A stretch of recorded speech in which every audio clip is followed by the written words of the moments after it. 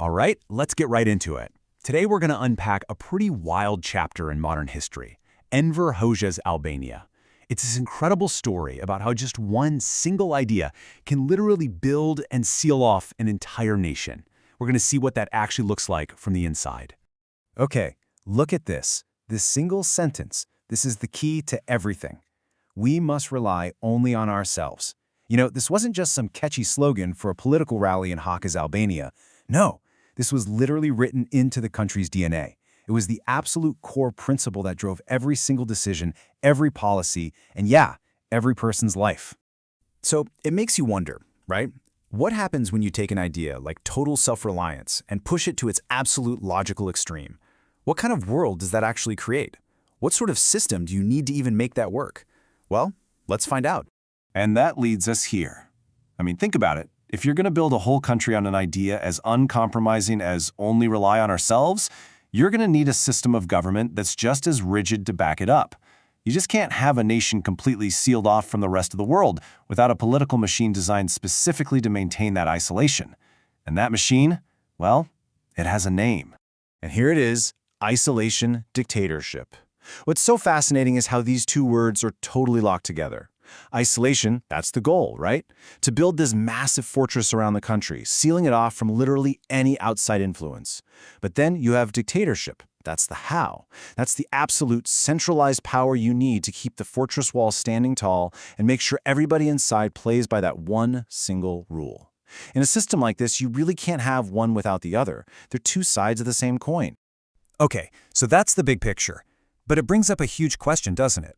It's one thing to build the fortress and lock the gates, but how do you control everyone inside?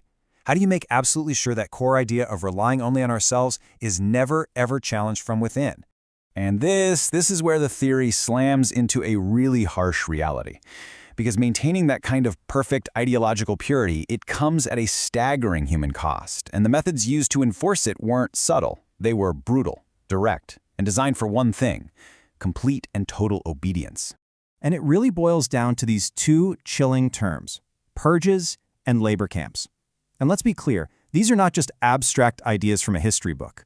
Purges meant the systematic removal of anyone who is even thought to be an enemy of the state or its ideology. I mean, removed from public life, or from life, period.